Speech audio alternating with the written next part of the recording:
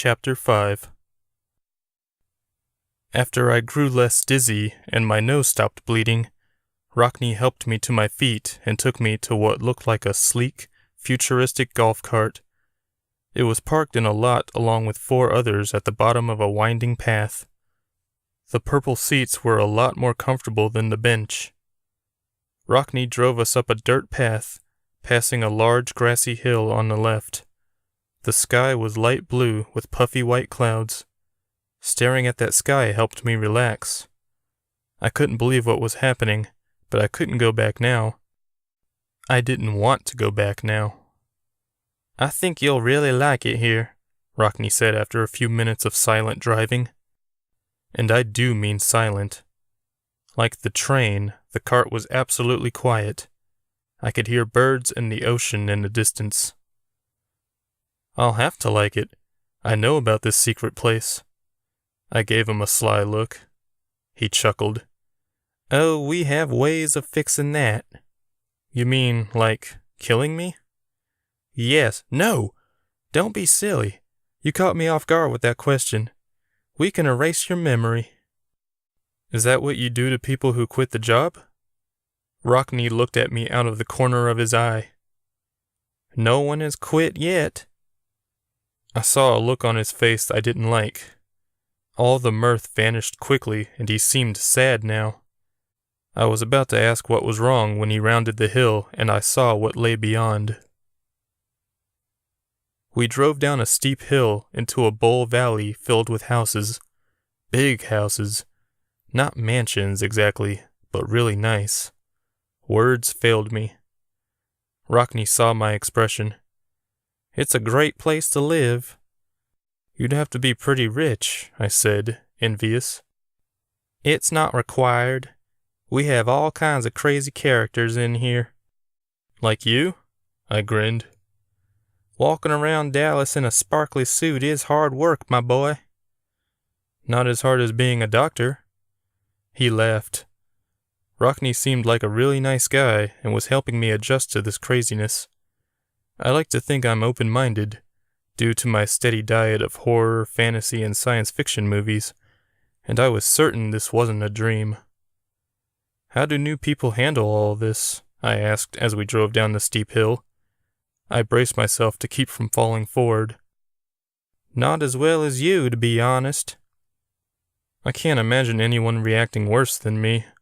I didn't think my nose would ever stop bleeding. "One guy died." That shut me up.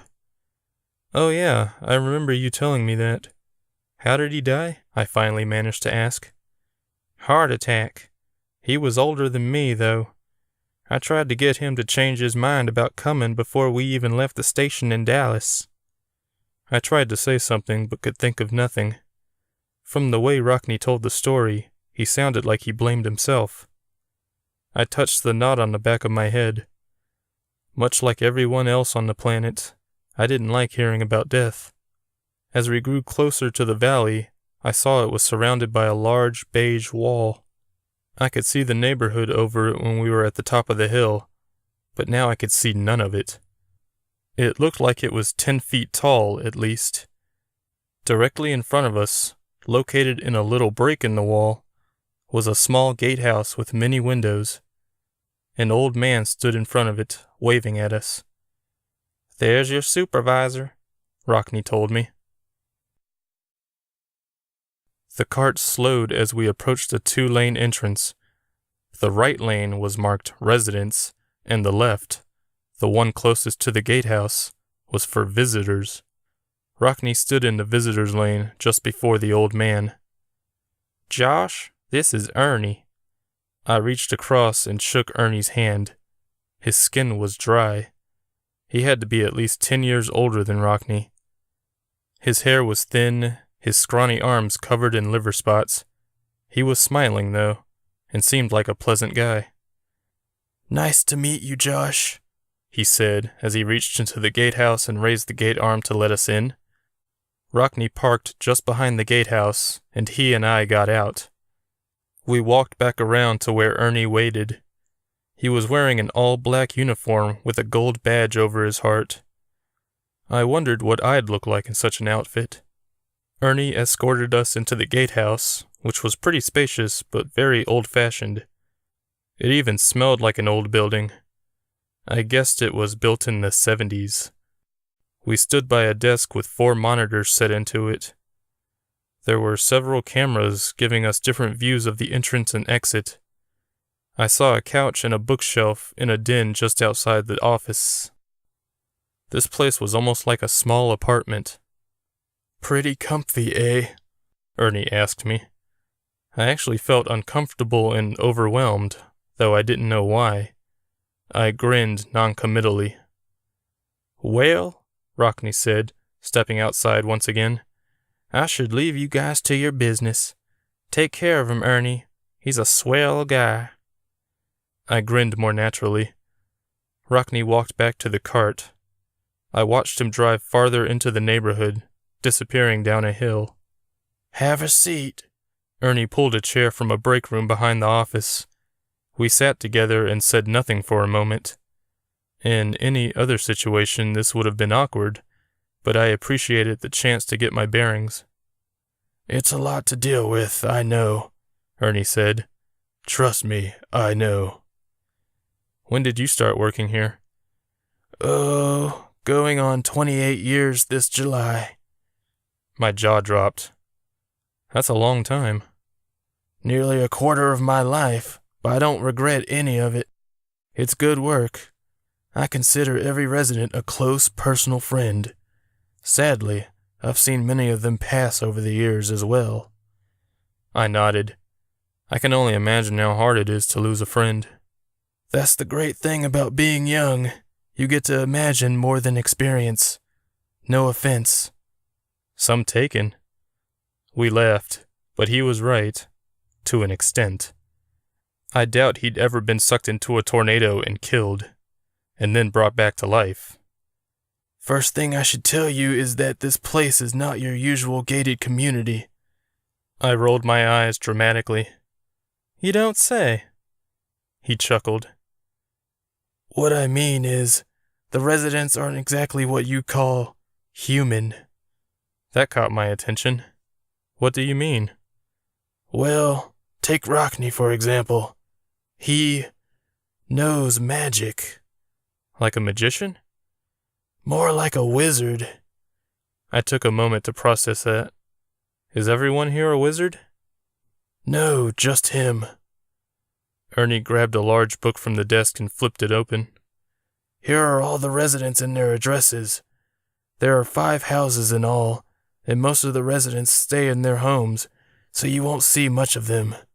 The main ones who come and go are Champagne Dubois, who lives across from Rockney, Victor Stonecrusher, who lives next to Miss Dubois, and of course Rockney." "Is Victor a man?" I asked. "Very much a man, and by that, I mean he's very macho. He's constantly challenging me to arm wrestling contests. Someday I may take him up on one. To really answer your question, he's a dwarf." I nodded. "And everyone else stays in their homes?" "For the most part. There are 2 sisters we call the Bells. Their names are Sanita and Chantel.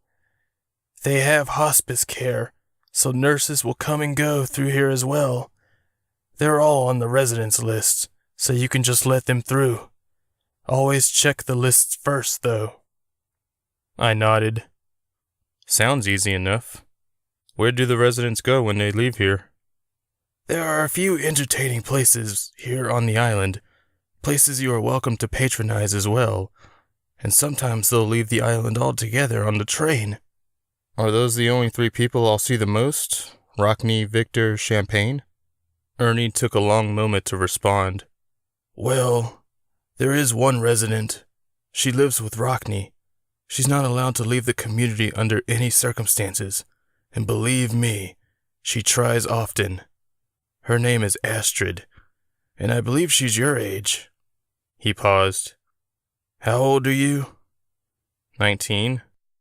"Yep, your age." He considered for a moment before adding, "Also, You may encounter an old woman with blue hair during the day, if you ever work day shifts. She's not allowed to leave either. She lives with Astrid and Rockney." "Rockney's wife?" I asked. "No, not at all. She's related to Astrid, so to speak.